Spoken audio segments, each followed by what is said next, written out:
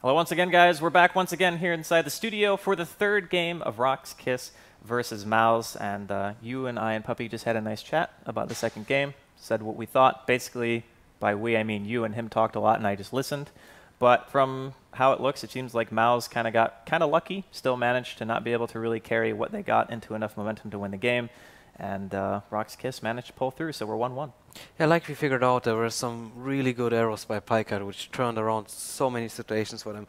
One arrow was on the bottom lane on Lycan. When he tried to push a tower, they kicked off the Lycan. One arrow was on the Roshan pit. He hit the Treant, and they killed the Treant right away before he could do anything. Everything was going well. But RoX Kiss just turned around the tides very nicely. They took care of the Darkseer, which was the main thing. Like, if Darkseer would have been able to pull out his spells in certain fights, Mouz probably would have won the game, but y'all did a really good job denying the Darkseer. MSS couldn't react correctly. He was a little bit slow. There were some misplays coming up by MSS. But let's see if Mouz can shape up this game. RoX is feeling, they have the momentum. They feel very good now. And like Mouz played against this pretty much the same draft twice now. They had a Weaver this time, but they had the Lycan Treant going on once again. And we see Mouz bans, they banned the Doom again. I'm not too sure what about the Doom ban. Like, Doom is a really good hero, no matter what. But I guess they respect RoX Kiss Doom quite a bit. So Solo plays it a lot, if I remember correctly. That's true. And it seems like they prefer to just ban it out. They have to ban Potom because they don't want to give away Potom, no matter what. And RoX going for the same bans like they did in the first game, Batrider and Wisp. And we see Lycan first pick, where RoX Kiss, they really like this hero. They go on with him, like their core ideas are built around Lycan pretty much. So, and Mouz stole the Treant Protector this time. They go for the Prophet again, they feel confident with Prophet, it worked out first game, this time they get Treant. The reason pretty much is, I mean, Treant is a good hero for sure, but they don't want to give RoX Treant once again. So, what they do is, they steal the Treant Protector, and we see how RoX Kiss will react to that. So I want to pick your brain about the Nature's Prophet first pick, because it seems to me like he can work in situations where a lot of teams are starting to play very aggressive during the early game, like teleporting in, getting a Sprout off, having early phase and things like that can be quite nice. But the hero doesn't, for me, really feel like he comes online until he gets like phase, another item, and like Midas, I guess, if you are going to be going for the Midas. So do you just think that it's more about lanes and being able to favor a lane just because you can teleport to it more than it is about split pushing now?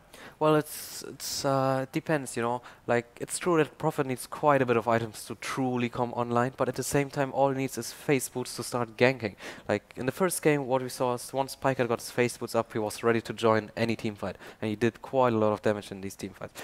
But the real reason why I think Prophet is picked, well, first of all, they feel confident with Prophet. They won one game with Prophet. The second reason is we see RoX Kiss stylists, they like to stack their heroes together all the time, and Prophet is the perfect hero against that. He will just TP away constantly, pushing lanes constantly, and RoX has to react to that. So he pretty much is key against RoX. Picks are always, like, the more tense the game is, the picks are dictated by what is good against this certain team. So Mouz feels like Prophet is good against RoX Kiss, and I do agree, this hero is pretty good against RoX Kiss. Like we said, they stick around together, and Prophet, he's so efficient, he will just constantly do something all the time. So they go with that, and I think it's a good choice, to be honest. Okay, cool. So RoX Kiss, their answer to that is going to be the Centaur, which is a hero that we've been seeing, I would say, still sometimes, but less than we used to. Yeah. I think he gives your team some of probably the best initiation that you can ever get, because most heroes, the way they function is we start the fight by having like a coil or a hook shot if you're Clockwork or whatever. Centaur starts the fight by saying, my whole team is now in front of you. Yeah. And I gotta say that RoX is actually one of the teams that they really like Centaur. Like, there's been a time, there's been some month when they actually first pick Centaur constantly, and this is their answer to the Treant steal pretty much. They want the Centaur. They prefer to play with Centaur. In Star Ladder, in the last season of Star Ladder, RoX Kiss, they try to get Centaur as much as possible. And they feel confident with it. Like, both teams, they get heroes they feel confident with. And Centaur is one of these heroes for RoX Kiss. And I mean, looking at RoX Kiss, Centaur and Lycan looks quite scary, you know. Two tanky heroes who will run into you. Just one dude will stun you and one dude will just kill you right away. That looks pretty strong to me. And on the other hand, the Centaur is good against Prophet actually. It makes ganking this guy so much easier. You can jump in, you know, you can pull off your dust if you have Shadow Blade or whatever, and you can just run in with all your heroes and they will just catch up into Prophet. Usually it's hard to gank Prophet because you will take a position where he can run away right away when he feels in danger and just TP out. But with Stampede, you can just disrupt the rhythm and just get your own timing going in order to kill a Prophet. So I think it's a really good choice. It's kind of interesting to me to see how teams go from like favoring maybe picking supports or lane ambiguity, which like you saw the Mirana first pick last game. It's dangerous because you don't know what it's going to do. This game, it seems like the lanes could be still maybe a little bit volatile for RoX Kiss, but I think Mouz, whenever you have a Treant Protector, unless you plan on having some really crazy aggressive tri-lane, it's usually a safe lane hero. Like you really need the pulls to be able to function and things like that. So do you think that having maybe more predictable lanes could punish Mouz in this sense? Not necessarily. I think at this point both teams pretty much know how the lanes look like, more or less. Like they know each other pretty well. And it's not about what the lanes are going to be. It's more like how the first 10 minutes are going to be played out. So they're going to pick accordingly to that. We see a Troll Warlord, which is just a weird, interesting kind of choice. Once again, it did in the first game. It worked out first game. It barely worked out first game, I dare to say. But they feel good with it. And if this is their choice, we'll see how they'll handle it. And then, oh, they go Enigma and Treant. That's quite a deal. I mean, they have two huge ultimates in any team fight. That's quite greedy, though, wouldn't you say? Like to pick both of these heroes together. I agree. On the first look, I totally agree. It looks very greedy. But at the same time, like by now, Mouz definitely knows what RoX is doing. First big Prophet is good against this team, is what they think. The second thing they think is, okay, RoX, they always go with 5 heroes and 1 a team fight. Let's get 2 guys who totally control the team fight. Rubik and A, they don't control the team fight too much. Like Rubik barely did anything in any team fight. A did deal out some damage, but Enigma and Treant, they're quite a deal in any team fight. Okay, so RoX Kiss, their answer to that is going to be Chen. So some early pressure that can basically be applied to any lane. And I think most teams that pick around that kind of 5-man death volley style, Chen is always going to be a nice choice. And at the same time, if you can control the laning phase quite well, like you mentioned the first 10 minutes of the game, then maybe Mouz Sports 5-man won't be as potent as it would normally be if they manage to gank the troll or something like that. So there are opportunities for both teams here. Mouz, probably that's going to be a troll mid. I think Fata is the only one who actually plays it on the side of Mouz. So they don't have Pycat's hero yet. And then for RoX Kiss, they are also looking for BZZ's hero. Or no, he plays Lycan, I think. Probably he will play Lycan. Yeah. Like we don't know if Pycat will actually play the Prophet like he did in the first game. But I think it's probably MSS 0 this time. And they'll try to get a good carry going on, which will scale very good into late game. He has to be good early game as well. There's a lot of choices for them. But I'm not too sure what they're opt for. Like I like the Chen pick from RoX Kiss. Like Chen is one of the best heroes to just destroy the timings of any team. Because what they can do is they can start roaming around with Bane and Chen creeps. They take good care of living armor. Like living armor is quite weak against Chen itself.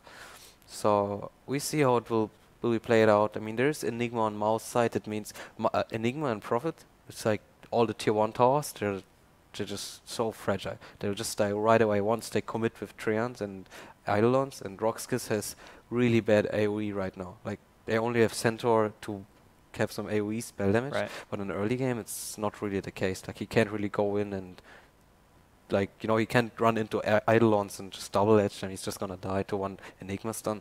So it's gonna be interesting, and I think a lot of this game will be, I think, decided through early game. I can imagine that both teams will play rather passive and try just to get towers. I mean, this is the last game of the best of 3. The winner will go to the grand final of the qualifier. It guarantees your TI trip, basically. Like you either make it in as a wild card or you make it in as a directly qualified team. Nobody wants to play in loser bracket. It's just an ugly situation. And I mean, these two teams, I think they're the 2 teams in the qualifier who really like they accept that they have to be in the international. They both see themselves as top tier material. They see themselves as teams that can handle all other top teams in the world. So both of these teams, they just really wanna do this. You know, they wanna beat each other. They wanna go to Seattle. They wanna play with the best teams in the world. So I mean, the $6.8 or $6.7 million ain't too shabby either. Like, obviously, any competitor wants to play against the best teams. Like, that's how it is. For sure. Like, my point was, like, I think these 2 teams, they're like the closest to tier 1 teams what we have in the qualifier. Yeah. Oh, Mouz, they're going to go with the Slark. I say. I mean, against RoX Kiss, who kind of need to line everything up to kill you, like you think Blinken, Centaur Stomp, things like that. That's the only lockdown they really have. And against Bane, Death Pact is amazing. You can break pretty much every single one of his abilities, except for, I think, Enfeeble, which you can't dispel. So it's a nice mobile hero that, up until now, I don't think Mouz really had any heroes besides Prophet who could create space for the team. And Nature's Prophet needs time, I think, to actually make space. So this is a hero who, with very little farm, can actually be on the map on his own and just kind of like split push, be very hard to catch. Yeah. I like the Slark choice as well. Like, on the one hand, what I see is, okay, Slark in any teamfight situation, when Lycan gets the chance to hit him, he will just die. Yeah. Like, he needs so much items which he won't get in time. Like, Lycan needs one item to take care of the Slark, that is Necro. But on the other hand, Slark seems like a good hero overall against RoX because he does have the night vision, and I think that's the reason why they picked Slark. Because they know how Roxkiss movement is, and if they have the Slark to like scout out the wards of Roxkiss and scout out Roxkiss in general, they always have the situation of Slark scouting everything out, while Prophet can like keep farming on map, Troll will farm, Enigma will keep farming. Enigma will probably get huge this game, or they plan to. Or the other thing is what they can do is they can go straight for early game action. Like we said, they have Treant, they have Eidolons, they have Troll ulti, that means they can go straight onto the towers. They have Treant, so that means Roxkiss can't run into them, and they have Black Hole on top of that, and Slark is a good early game fighting hero. He has a lot of spell damage, he has good right click damage. It's an interesting choice for sure. It's a risky choice, I would say. Like, I'm not sure if I would have the balls to do so and pick Slark actually.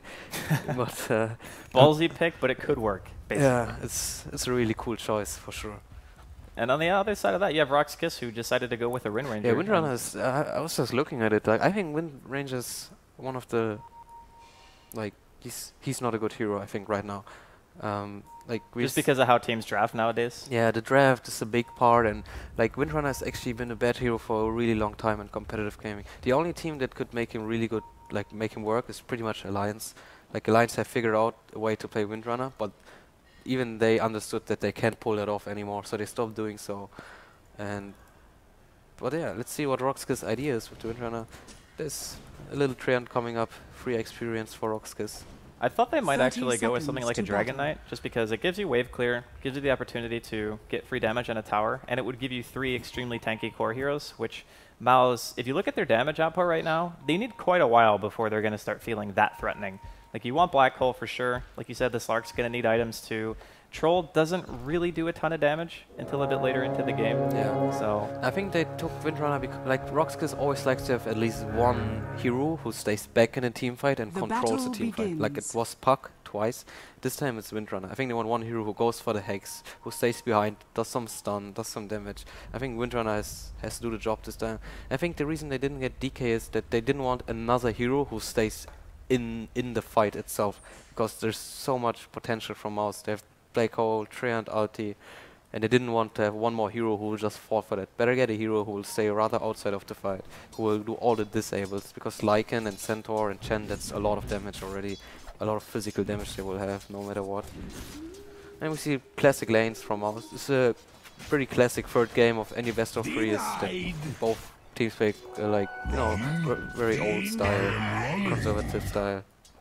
Nothing too dangerous. And yeah, we have MSS on the farming Slark. It's an interesting choice that Pygat is playing off lane actually. I guess he's the Prophet player for now. I know they both play it for sure. Yeah. I think maybe they just want, maybe Pycat's not as familiar with Slark. Yeah, maybe that's the case. But looking at the way the lanes are, I feel as though in these situations, when you have an Enigma able to do whatever he wants, like no aggressive laning, no one to really punish Misery, he'll be able to get an insane amount of farm. Enigma's like the fastest jungler in the game, more or less. Yeah. So as greedy as this lineup was, like I previously mentioned, at least I thought it was, it doesn't look like they're going to be punished too hard for it. Yeah, definitely. It's working out for now. Like, Enigma's going to have a real good time. He's going to farm faster than Chen. But Chen has the chance to do a little bit more action. We see Goblak has a smoke already. So at some point he might go around with the Bane. Bane is level 2 already. Oh, we got a troll already as well. Yeah, he's already smoking, so he might go. Like, Prophet is actually a rather easy kill for them on top lane. They have Bane sleep, they have a troll net, and he's actually going for it. There's a Treant scouting out, but he was smoked, so Gobbler was prepared for that one Treant. And like, Pygat knows, okay, they're pushing in a little bit. Like, you see Pygat plays very cautiously, and they're just going in.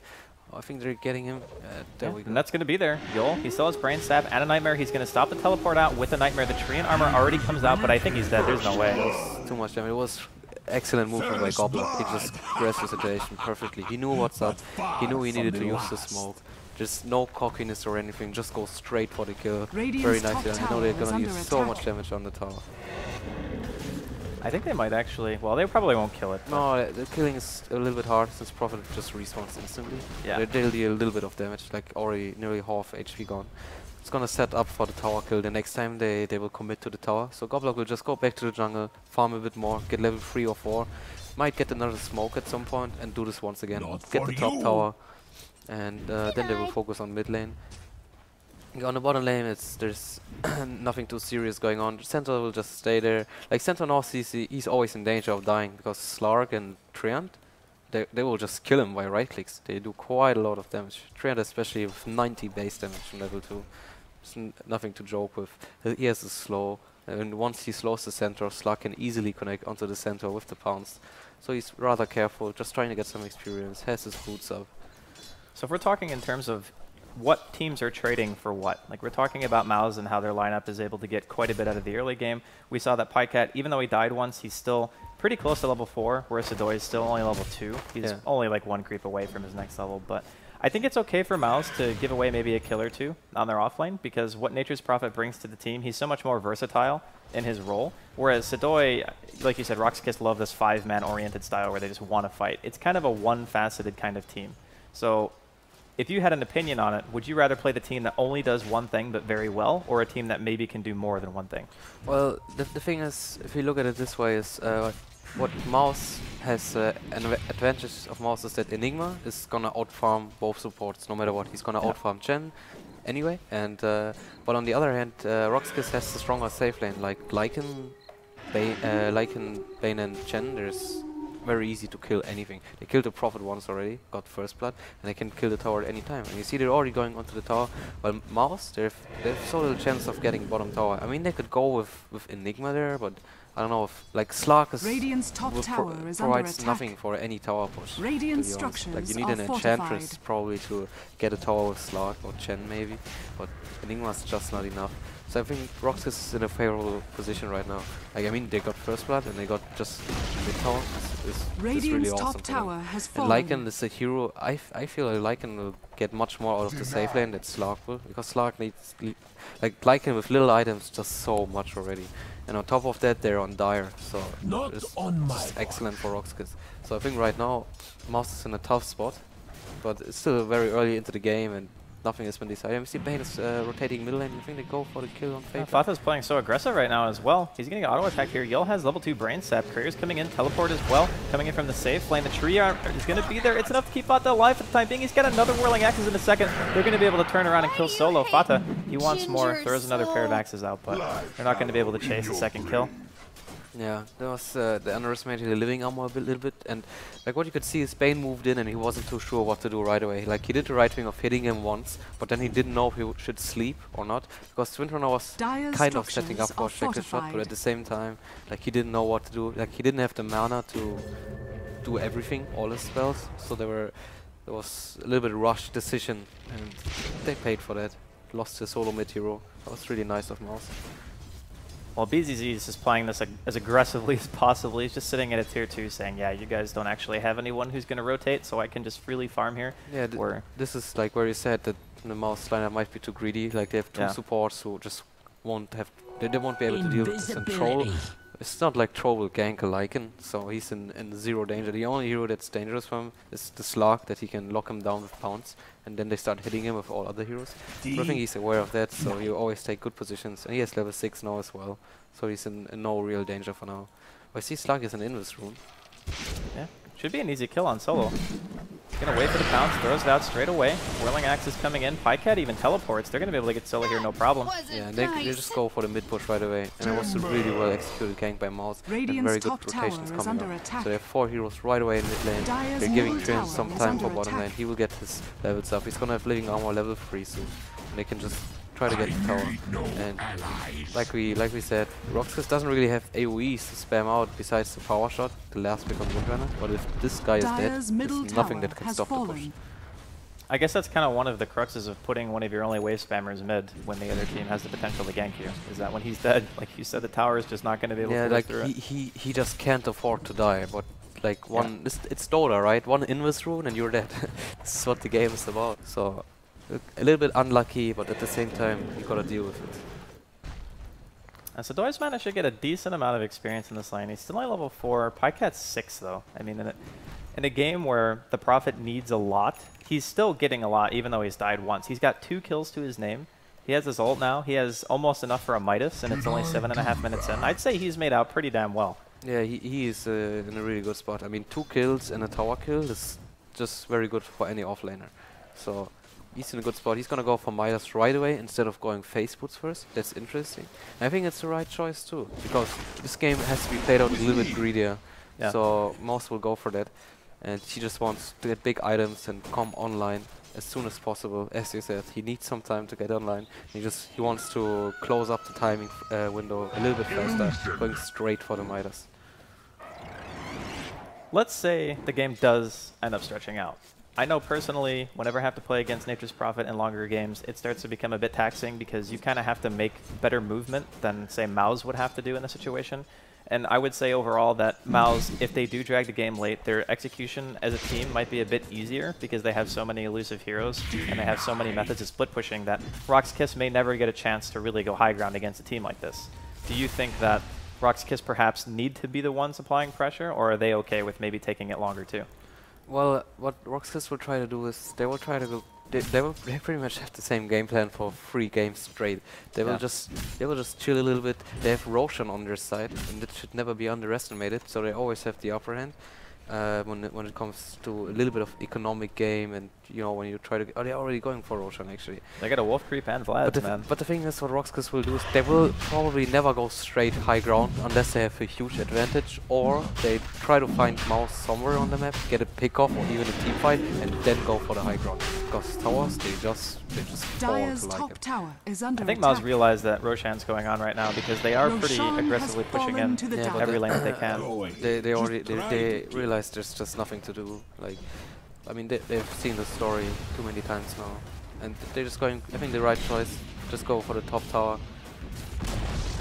Troll Wall gets the last hit. Oh, this time Fader went for face. I think last time he didn't go for face. I'm not too sure. But I don't think he will get mech this time. To be honest, I think this time he will go straight for BKB and damage, some Hammer of Dominator. Like if he would go mech, it would be a little bit surprising to me. Misery is the one I think making the mech this game. He's already Dire's top tower is under attack. I think you could probably argue it both ways. You've even seen some teams where Nature's Prophet buys the mech, but tower damage being dealt here mid. RoX Kiss gonna force out a glyph, gonna get a pretty much uncontested tier 1, and I think this is one of their team's strengths. It's really hard to fight them. I mean, they're gonna use an overgrowth, but he's just gonna get sent home. He wants to go for Misery, but he's gonna go over the base, I think, before he ends up getting the kill. God Black playing it a little bit too safe, maybe. Yeah, at the same time, the top tower is falling. Fader's playing quite aggressive. He's running away. I think he should have committed to get the tower because he will die no matter what. He should know that. Oh, that's a blink on Sadoi as well. Yeah. I mean, Roshan fell, 2 towers fell, so there's a blink for Sadoi. And on top of that, they lost the tower to RoX Kiss, so it's denied. But Pygat is already bottom right away. He's gonna finish up his face boot soon. And he's gonna try to apply pressure to the bottom tower, but I think Yol is already preparing. Yeah, he's already moving there, and they might try to kill Pycat, but at the same time they know there's little chance of this. But you actually see Mouz committing with 5 heroes on bottom lane. And they really want this tower. Yeah. I mean, getting the last tier 1 is a pretty big deal, especially considering it's like tier 2 is already dead top. Definitely. Well, the biggest deal is that there's no trade going on, so they get this tower and they don't lose anything at the same time. Oh, Fiend's Grip on Fata. He's stuck right next to the tower. Sadoi blinks in. Overgrowth's going to be there. Hits on 3. MSS. He wants to commit to this. The Whirling Axes come out. No damage being dealt to Fata pretty much at all. BZZ, he's stuck in the Sprout right now. The Mech is going to be used as well on the side of Mouz. Aegis finally popped. RoX Kiss could not commit to this fight. They still have Hand of God, but they do not have Fiend's Grip and they do not have Stampede. Yeah, we see the fighting strength of Mouz. Even though Roxas had Aegis and even though they were fighting under the tower, they still actually took down the Lycan quite easily without risking any of the heroes. That's the strength the Mouz lineup has for now. But the RoX successfully did defend the tower, and they're going for smoking, and right away, I think they're just gonna dive it. Oh, Shackle hits on Fata. Is there any follow-up? Sadoy's sitting quite far away. He would have to pretty much blink into a tower to go for that. Like, I think RoX should grasp the chance and actually jump them. Overgrowth is on cooldown, and Piker, he doesn't really contribute anything right now. Ulti is cooldown, his teleportation is cooldown, he does have a TP, but he's not gonna really do anything if he TPs straight to the tower. Black, he doesn't have a teleport scroll right now. He needs his team to back him up. They are gonna have Stampede off cooldown in time. Should be able to retreat away from this one. But Stampede cooldown is still 90 seconds, so that's time where if they wanted to, Mouz could counter pressure this lane. Yeah, it seems like RoX wants to take it easy this time. Like, I think they could have committed to some kills and even push, but you know, let's just take it easy. They lost the Aegis, so they have an Ancient stack going on. They're probably waiting for the Necro to be online, and then they will seriously try to fight. There is a troll ulti here. They want to commit it for this tower. It's not really much of a cooldown anyway. It's only about 30 seconds. And Galblack, Solo, and the rest of RoX Kiss are in the vicinity, but Sadoy is actually still top, has a TP if they want to try to commit to this fight, but I don't think they will. I think they just try to go for a deny and run. Yeah, they don't want to take any risks for now. They know if they lose one single fight, like right now it's 50-50, but the first team that loses the first fight will just lose all its advantage, and the other team can just build up from there and try to snowball, and no team wants to give that away, so they just take it easy. And I think Mouz is in a good position this way because they have Prophet who will just constantly keep farming. They have Troll. Well, Troll's farm is actually stalling a little bit, so that's problematic. And so Slark went for a dagger. I think we have to talk about that. It's not something you see too often. Well, he's going to use it right now. He's able to open up on Solo with that blink into a leap. Overgrowth's going to be there as well. Solo not making it out of this Courier. Cold wind Maybe Pygar will TP for it, or it's cooldowned. I don't think he noticed. It's also cooldowned. Yeah. So the blink dagger on Slark. That's something I actually haven't had an opportunity to see. I guess from a Slark's perspective, most of your damage in the early game is coming from Dark Pact and your pounce. Yeah. So maybe he just feels like having the mobility and being able to stay out on the map a little bit longer is nice. And he can play so aggressive like he is right now. He's going to find BZZ. He does have Shapeshift still off cooldown. Misery coming in. He wants to try to Black Hole, but yo, he gets a counter Fiend's Grip. Misery's not going to be able to get a range in time. He saves his carry. He's going to be sacrificing himself. Might even be able to get a return kill on Misery, but not quite enough damage. Yeah, that was really good by MSS. He TP'd there, and I think now we understand the idea of Slark a little bit better from Mouz perspective. I mean, they had such a hard time picking off RoX Kiss in 2 games. They just couldn't find any pickoffs against this team. So in order to counter that, I think what they thought is we're gonna get Slark, who's a very fast hero to begin with, and make him even more mobile with Blink Dagger.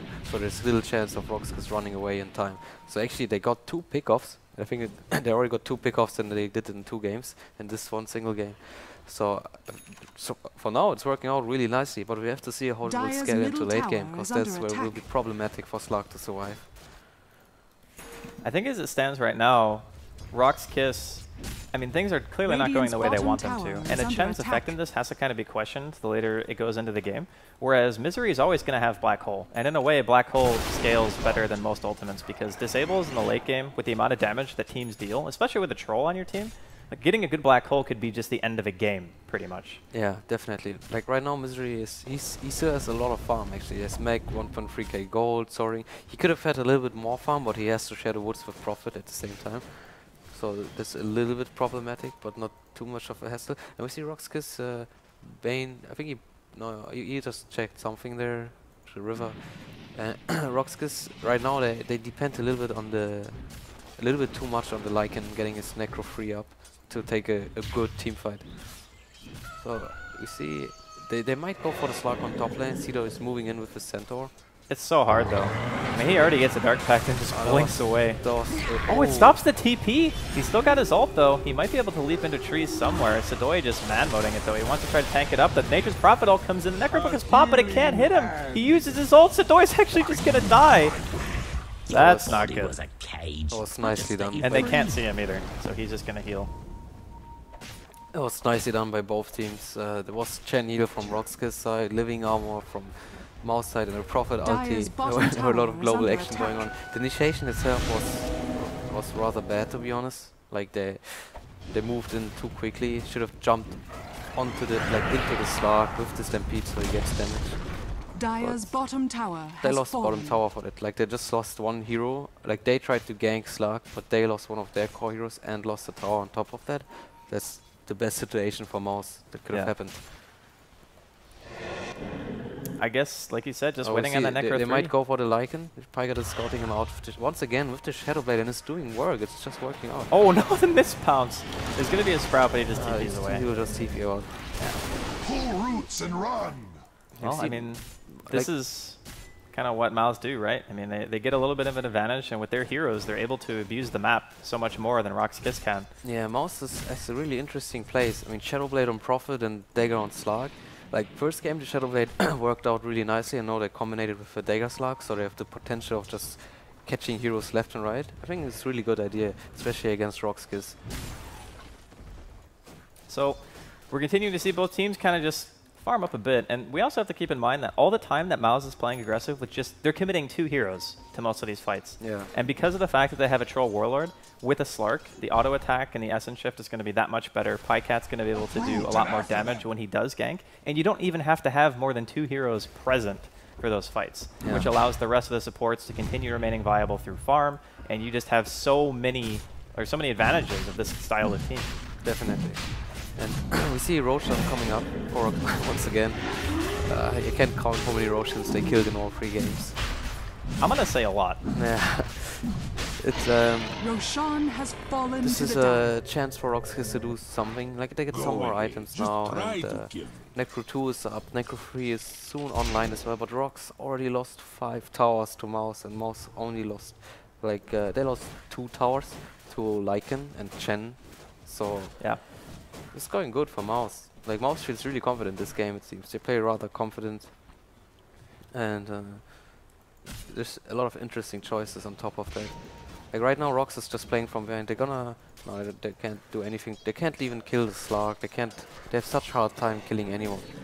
Like just a little bit of their own medicine playing against Treant Protector, and you can see they suffer a little bit through it. But that feeling of when you get a bit of your own medicine, right? Yeah. It's like, man, that really sucks to play against this. Yeah. They notice as well. So like right now, RoX is relying too much on farming up, and this is a bad situation for them because Mouz is farming faster, better, and stronger. They have better heroes for late game as well in the end, and so. Even with a better late game, Mouz seem to feel at least a tiny bit of pressure here. They're going to smoke up. Maybe they just want to try to find a bigger advantage. It's kind of unlikely to think that a team would smoke into you when you have Roshan. Or when you have an Aegis, so yeah, maybe they're Mouz really wants to press into them. It's true. Like they feel very good right now, and they just want to keep pressuring them. Right now, they spotted them on bottom lane, so we see how they will react to it. Seems like they opt for a push in mid lane, and Piker will just keep doing what he does with Profit. Still a good trade, trading a tier 2 mid for a tier 1 safe lane. Definitely, the tier 2 mid is really hard to take generally. Yeah, but if they take that like. They pretty much get it for free. It's really nice, and they don't care too much about the bottom tower because they don't even use their own woods right now. They just farm their enemy woods, or they don't feel in danger when they're farming their own woods to begin with. So they feel good about it. Dire's middle tower is under I'm just wondering if this Aegis is ever going to really be put to use. I mean, of course it's nice to take it away from Mouz, because with an Aegis, Mouz might even be able to threaten high ground, but at this stage in the game, given the fact that now all 6 outer tier towers are dead for RoX Kiss, and you're playing against a Prophet and a Slark who is nigh unkillable, it just feels as one of those games where lane equilibrium is going to pretty much decide it, because even if you take an amazing fight against Mouz, there's a good chance that 2 or 3 of the lanes are going to be pushed in. So yeah. Like, Mouz will just take it easy. Like, they don't pressure themselves to go high ground or anything because they know what they can do is they just keep farming all map and they will just keep getting stronger. They feel like they have a team fight advantage no matter what, given they have the 2 supports, Enigma Black Hole, which we haven't seen yet once, and Treant's ulti. So they don't feel any pressure at all. They can just chill, relax, get more items. Troll gets strong, Prophet gets strong, Slark gets stronger.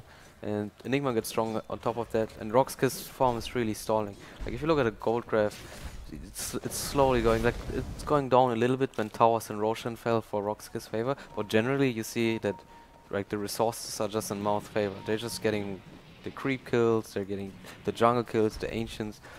So slowly but surely Mouz is taking the game. I think RoX are starting to realize just that, and they've now formed up as 5 here middle lane. They're going to try to pressure into the tier 2, but this is a Blink Enigma and a Blink Tree.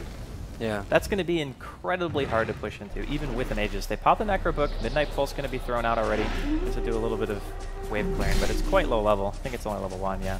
I mean, they're going to be able to get this tower. There's no glitch from Mouz. Yeah, RoX still has the Aegis, they want to make use of it, and Mouz doesn't see a point to commit into this risk right now. Pycat is still farming it. MSS, he manages to find Yol on the woods. He's going to get stunned though, still has Shadow Dance active, so they're not going to be able to focus him too hard. There's going to be a Sprout, gives vision, but unfortunately, Stoy is not stuck inside. Shackle going to latch on Fata and Pycat. Power shot to follow it up. Solo now on retreat. He also is carrying that gem, so he definitely doesn't want to die. But this is, like, this top lane is pushed all the way to the base, and if they can just stop TPs, they might be able to get a little bit of damage, but Fata just doesn't want to give up the chase. Yeah, Fata is a little bit aggressive. He went for a Sanction Yasha on Troll Wallet. I don't think we see that too often. Interesting choice. I don't know what to make out of it. It's gonna give him some nice move speed, and generally Sanction Yasha is always a good item. It's nice stats, but it doesn't really give him damage, and I think it's what he rather needs is some BKB and straight damage. So it might delay his other core items, but like for now, like the whole game seems like Mouz really favors her mobility, no matter what. Shadow Blades, Blink Dagger, Sanction Yasha, they want to take over the whole map. Like this seems to be their plan against RoX for now. I think it's working out. Yeah, I think it's working out quite nicely for now. I mean, when you think, like, I think you kind of just said why he bought an SNY. It's because of the feeling of having to buy a BKB and then an additional item just to feel relevant. Yeah. Whereas SNY gives you some damage, it gives you enough HP to feel like you can still stand and fight. And to be honest, like BKB, you're blocking a power shot, I guess, a test of faith, and centaur damage. I mean, it's a lot, but they have to basically focus one person. BKB always seems like you look at the heroes, and it's true that yeah, they have so much physical damage that BKB seems rather pointless. But BKB is just the item in Dota. I mean, yeah, it's always good no matter what. But yeah, I agree. Sanction Yasha is a good choice. 5-2 here at 24 minutes in. Then we get the slower games today. Yeah, it's the good old best of 3 and last game coming. I mean, I think we expected that and called it out at the beginning of the game. Invisibility. Yeah, so I mean, Mouz has killed more towers than they killed heroes, and so did RoX. So there's that. Well, it's going to be one of those games where, I think you mentioned this earlier, one team fight's going to pretty much dictate who just wins. MSS got caught out by his sleep. They're going to be able to potentially pick him here. The overgrowth comes in from Paz, but a little bit too late. Not quite enough to get any kills here. Misery coming in from the side, thinking about maybe blinking forward, but Paz is behind enemy lines. He is going to get scouted out by the gem, but the Windrunner is not actually close enough to be able to stop the TP, so he tried to save his friend, didn't quite work out. Yeah, it was a little bit overconfident movement by MSS. He was just by his own there. Paz tried to save him, but he was like half a second too late with his ulti. Was good effort nonetheless. But I mean, Mouz should still understand that even though I do favor them a little bit right now, like I would say like they have 20 to 30% advantage over RoX, but I wouldn't like be too overconfident. Like you just said, one team fight is gonna decide the game at this point. One team, if RoX wins one team fight, it means they will just take Rexes. Their mid tower is already down, so they can go straight into the base. And they do have Lycan after all, and Chen creeps on top of that, with Necro spammed on, and Windrunner's ulti, which synergizes quite well with all the damage buff that's going on. And Windrunner has Hex now. That's really good for RoX. And being able to catch somebody out normally who you wouldn't be able to get, like maybe MSS before he's able to Dark Pact, or even Pycat. Yeah. Getting Fata is nice, but I think killing MSS or Pycat at this point are probably the two most valuable kills you can get. Yeah, the Hex is always really good against Prophet especially. Like we pointed out, RoX is always waiting for this Hex timing. They had the puck in the previous 2 games, but this game they had the Windrunner, and they always get the Hex around 26, 27 minutes. And on the top lane we see they went on pass. Will they get him? Oh, it's a Stampede. They really want to go for this. There's actually going to be a blink and a pounce from MSS. The Nature's Wrath comes in, and that's a free kill. Yeah, that was really good. Pretty good by MSS. Just reinitiated. Pycat, he goes in, teleports, gets the Sprout on a Godlike. He doesn't have TP, but he's not going to be able to TP away from this. It's going to be 2 quick kills. They haven't lost any cores yet, so RoX still have all of their important heroes, but getting your 2 supports dead like that, definitely not a good thing. Yeah, but like losing Chen is somehow like losing your core, to be honest, because you will, if you lose your creeps on top of that, you will just lose so much time with the zero. And in order to get everything back up, it just takes too much time in nowadays Dota. I mean, we've seen less and less Chen, and there's a reason to that, because the game moves faster and faster. And he lost his Troll Warlord, which he kept in order to abort the Enigma Black Hole. Then he lost one Centaur, like you always want to have at least one Centaur with Chen. And then he kept his Alpha Wolf. That's pretty much the free creep combination he wants to keep going on. And now he has to find these creeps once again. He really wants a Troll, so he can always control the Enigma with one Troll. Then he really wants the Centaur, because there's no better creep to have as the third creep. And the Alpha Wolf, he is replaceable, but he's good to have, since it synergizes well with the team that they're running. Yeah, I mean the physical damage output, 30% base damage is good, like no matter what the circumstances pretty much. So RoX Kiss, they lost a couple of cores, but they didn't really lose too much. I see they're going on Goblock. Oh, they barely couldn't reach him. I think at this stage, if you want to go high ground, you need to pick like a very important hero, like BZZ or Sadoy even. Either one of them, maybe even Solo would be enough to be able to go high ground at this stage. But I think their game plan is, like you said, just sit back, farm all the lanes, farm your opponent's woods too. Just like the asphyxiation of not being able to farm anywhere could eventually just cost RoX Kiss the game. I think Mouz, I think they outsmarted RoX Kiss really nicely this game. I mean, you can't run the same idea 3 times in a row. Yeah. It's like the second time is already quite the risk, but it worked. But the third time, it just didn't work out anymore.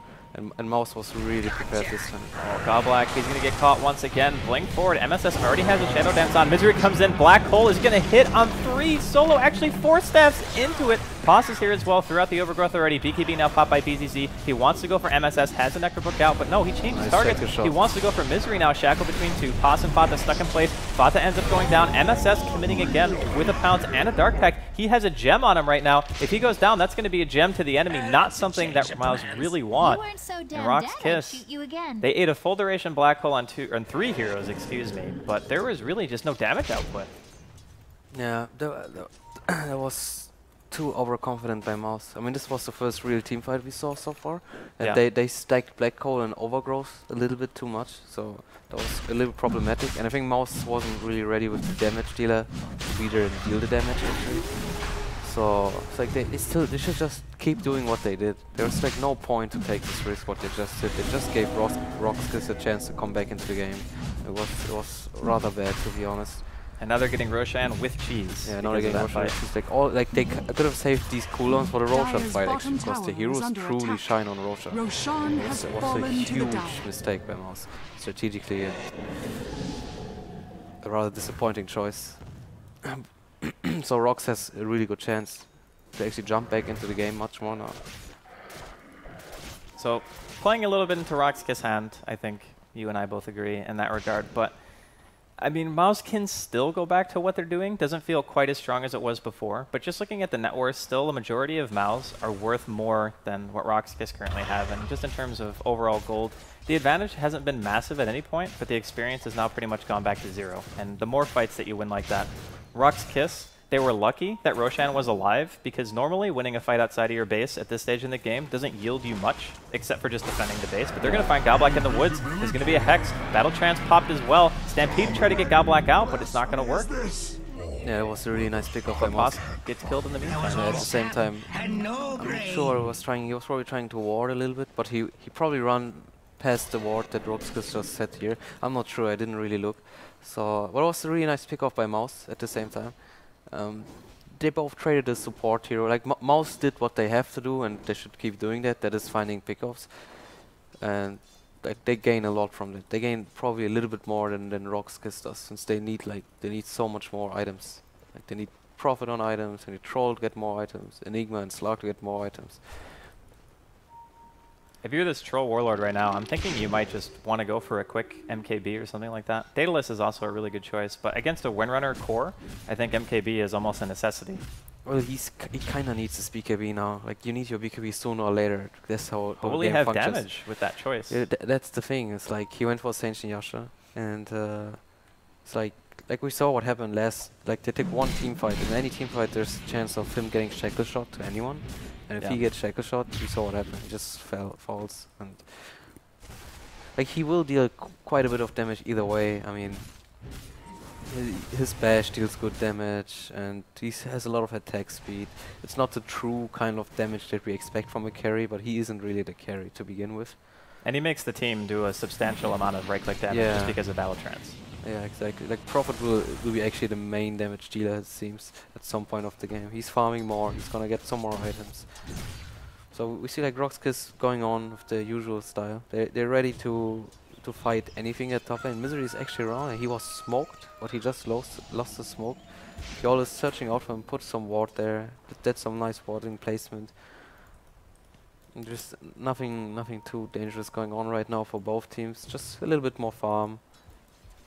Aegis is up, and I mean Mouz has 2 towers in the interest of RoX, so they just need to find the right situations. Like at some point they will probably push either one of these towers.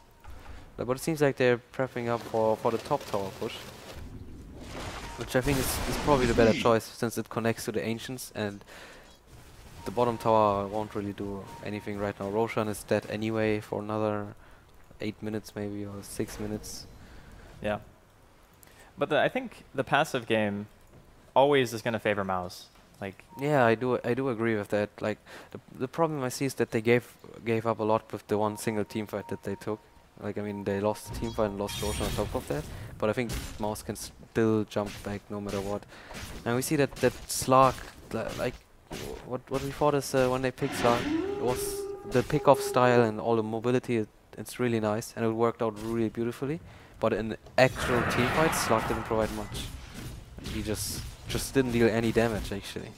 He's the one who essentially forces the fight for Mouz, but since he went for Blink Scotty, his damage output is kind of negligible at this stage in the game. I mean, Sidori's going to have a heart at some point. It's like this Slark is going to hit Lycan, and Lycan will not care at all. He has Kuros on top of that now, so he's sitting on 28 armor. With a mech, he's on 30 armor, so he won't be really in danger. On RoX Kiss, here they come. They want to try to commit here. There is an Aegis on Solo and a cheese on BGZ. That Midnight Pulse is actually doing quite a bit of work, though. Yeah. Wrath of Nature coming in. Hero's sitting at about a little over half. Here comes an Overgrowth, gonna hit on 3. Fata goes in, the Black Hole following it up as well, but the immediate Fiend's Grip from Yol, he gets hexed by Pycat, but it's too slow. The Black Hole is already down, and RoX Kiss, they want to continue fighting this. Godblack does drop in the meantime. Yol, he's quite low in the back. Fata, he's bought out. He's back in the fight once again. BZ currently on full retreat, still has that cheese. Shapeshift's gonna be wearing off quite soon. They want to continue going for kills here, and he gets another kill on Pycat in the back. I guess it was from Necro Creeps or Wolves or something like that, but BZZ is gonna go down. That's going to be killing spree. No cheese activated either. I think he got bashed. So it looks like Mouz might go down twice as well. He still has the Aegis. He has 1 force stuff cooldown he can use. Well, Slark is close to his blink. They're doing the chase. I think they'll get the Windrunner actually. And they might go straight for the bottom tower then. There's a Hex off cooldown. If Pycat can TP in front of him, he can Hex. Oh, he missed it. Still got the Hex. Solo gonna be stuck here. There's the Aegis popped. Bane's alive, but they don't have a Fiend's Grip again. He's gonna be teleporting to the tower, maybe looking for a Nightmare, but he cancels. Solo's dead. He does not have buyback either. He bought a Javelin. He's gonna try to get sent home to base. Maybe it's so close to the Nightmare. They get him out. Godblack, he gets leech seeded, but they've actually chased all the way to RoX Kiss base. Yeah, the creeps were also there pushing in. It was really nice timing from us. No, RoX Kiss is really initiating actually. Stampede is on. Enigma might fall. Buyback City. Pycat TP's away. Sidoi, blink in 3 seconds. Misery's got his blink off cooldown. He's going to pop the BKB. Blinks over to middle lane. Sidoi going to follow him. No Stampede. Middle tower is under Misery attack. does not have a teleport score right now. It was a greedy choice by Sidoi. He saw the Prophet, and then he wanted to go for Prophet because he realized he just bought back. So if he kills him right now, it's going to be huge. He wanted to just abort the TP. Because of that, he couldn't get to the Enigma anymore, so couldn't keep his head clear. But once again, Misery did a really good job in the base. Kind of deja vu like the first game with the Ravage. This time it was the Black Hole catching them up. Like, even though it got aborted by the Bane, it just gave them the key to start the fight pretty much. On top of that, they had the Treant Overgrowth and kept them in the base.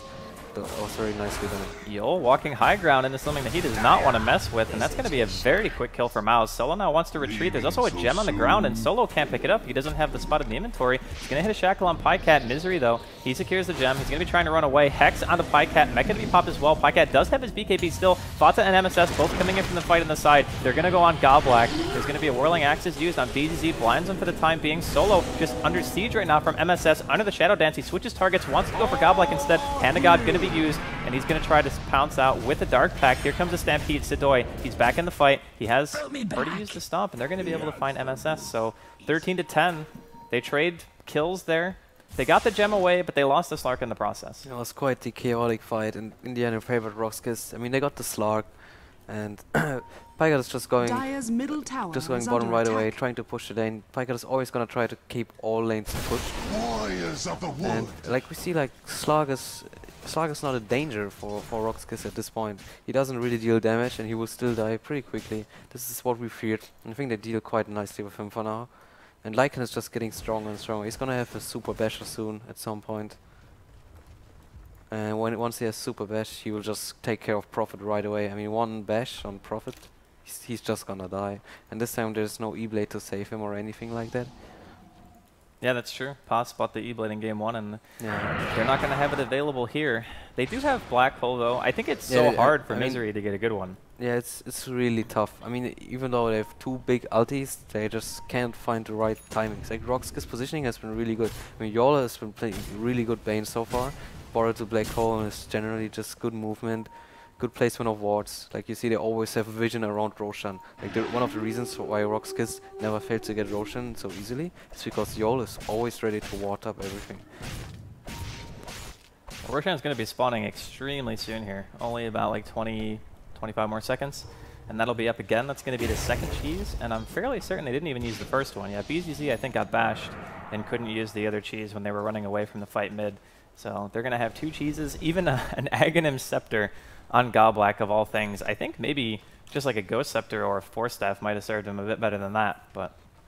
I think he went for Aghanims because he wants to use his ulti a little bit to save his creeps, like, since this is pretty much his existence in the game. Yeah, even though he has 3 weird creeps going on for now. Helber's Smasher is not the one you want. The Ogre Mage is really good. The Frost Armor is actually like undervalued generally, but it's like one of the best spells you can have. I mean, 8 armor and having just like a lot of reasons why Lich is picked because of Frost Armor, and you have a little Lich going on in your team with the Frost Armor. That was really nice. Like I feel like what Enigma should try to do is try to get Refresher Orb. I think it will help him so much actually in this game. Refresher Orb seems like key. Because, I mean, obviously the Bane can't change to be twice. Wow, Paz! Maybe a little bit over-aggressive there, man. He gets an overgrowth on quite a few of them, but I think he's more or less dying because of this. I think he wanted to cancel TPs. Yeah, he wanted to seal their time, which was really nicely done by Paz. That was a real good move. Well, they get a melee Rax. Now RoX Kiss, they want to try to get something back from them, but I don't know if they can. Using RoX Kiss own team composition against them, just saying, fine, you can take your 4th Roshan, we'll just take your base. No, that was very awesome done by Mouz in general. That was just a good plan. I mean, they just pushed top right away, and Paz jumped in order to just stop them from moving pretty much. And it just he even survived because RoX was such panic to just go top right away. They just stopped hitting him. They didn't want to kill the Treant anymore. Just wanted to save the Rags, and Mouz just turned the game in quite their favor. Getting the Rags means that the creeps will constantly push in. On top of that, they have Prophet ulti, who will just keep pushing all lanes, so RoX will just have a hard time moving around.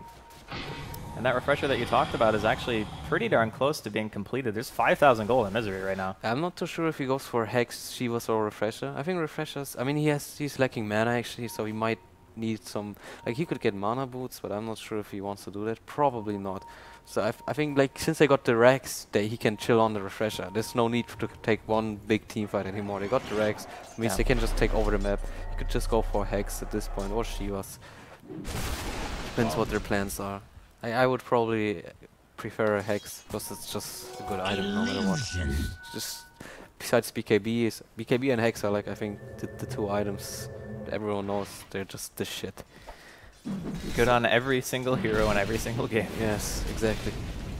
So Mouz, they've managed to edge out a pretty sizable advantage from something that normally you would consider something that RoX Kiss should just have. And in that case, it's going to be Roshan. That was just a really good outplay by Mouz. I see, Windrunner got MKB, he's getting some more damage up for himself, which is a good choice. Which is the only choice pretty much in this game. But at the same time, I mean, Pygat is very rich, 5.7k gold.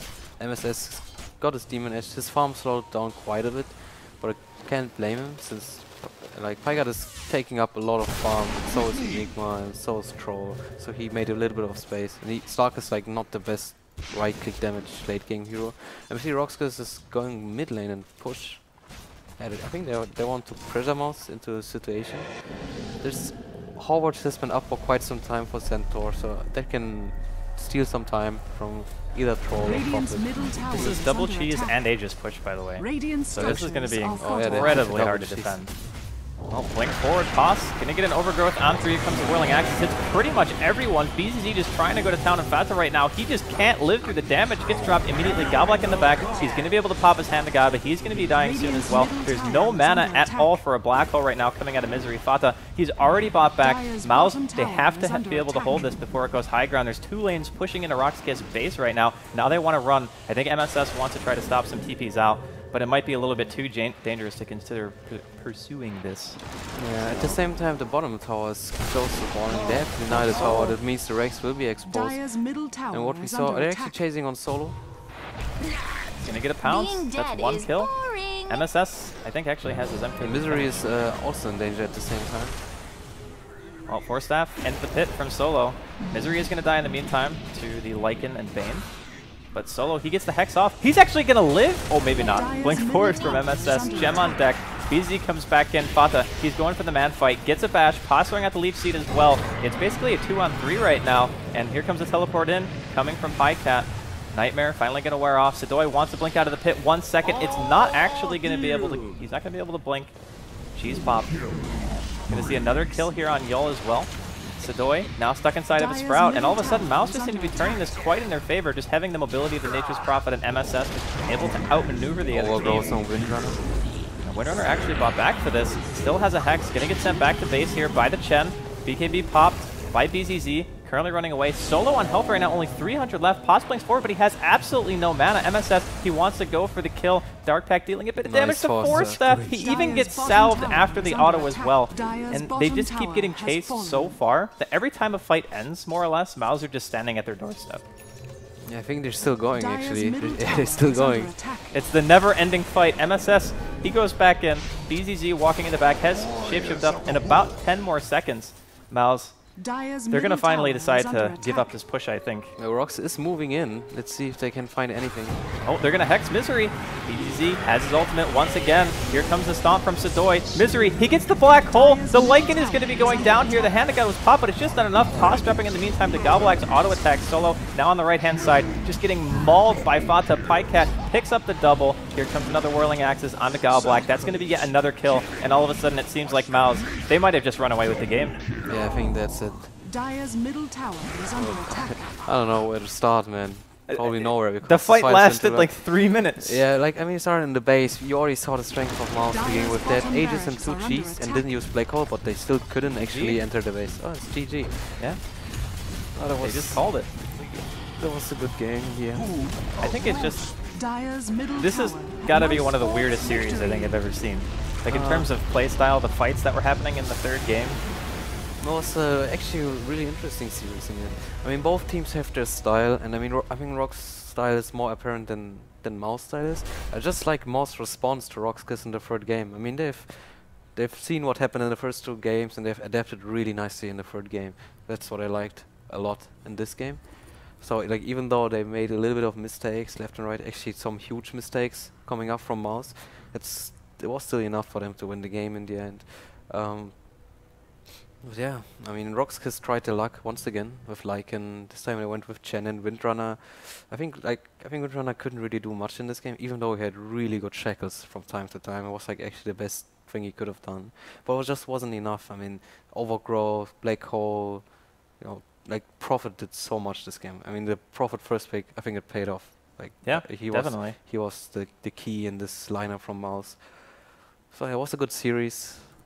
Deserved winner, and RoX is gonna go straight to the loser bracket and gonna play against the winner of VP, and who actually is the other team? Monomaniacs. Monomaniacs. So Team Coast. Team Coast. Yeah. Sorry. Team okay. Coast. So the winner of that game will go on to play RoX tomorrow. Yeah. But RoX are going to be in the lower bracket right now. That of course means that Mouz are going to go straight through to TI. Even if they get 2nd place, they'll still be a wild card. If they place 1st against whoever wins between the next 2 best-of-3 series that are going to be coming after this one and tomorrow, you know, there's a lot basically that can happen in the next day or so. So if you're a Mouz fan, big congratulations to them for making it into the best of 5 finals.